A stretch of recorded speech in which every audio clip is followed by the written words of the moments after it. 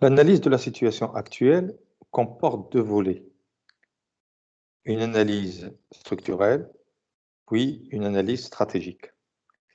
L'analyse structurelle consiste à dégager la propension des différentes catégories socio-professionnelles dans l'effectif global de l'entreprise, puis dans l'effectif de chaque famille professionnelle.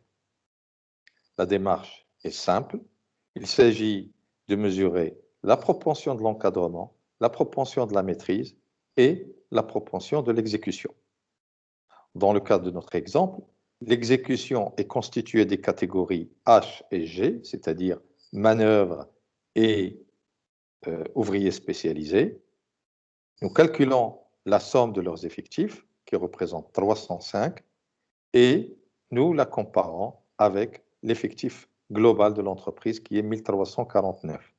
Et nous avons alors un total de 22,7% des effectifs de l'entreprise qui sont affectés à des emplois d'exécution.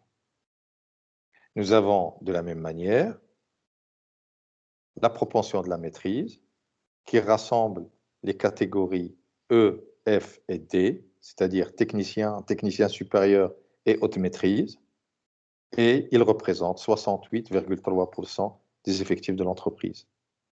Puis, nous avons la propension de l'encadrement, qui est constituée des catégories C, B et A, c'est-à-dire cadre, manager et dirigeant, et il représente 9% de l'effectif global de l'entreprise. Ces propensions ne sont pas bonnes ou mauvaises dans l'absolu. Elles doivent toujours être ramenées au secteur d'activité de l'entreprise. Ainsi, dans une entreprise industrielle, il est largement admis que le taux d'encadrement ou la propension d'encadrement ne dépasse pas 7 à 10% des effectifs de l'entreprise. Nous avons, dans notre cas, 9%, ce qui peut constituer un taux tout à fait conforme à la nature de l'activité de l'entreprise, qui est une entreprise de l'industrie agroalimentaire. 70% à peu près au niveau de la maîtrise, ce qui montre l'usage de moyens de production qui demandent une certaine technicité, tandis que l'exécution ne représente que 22%.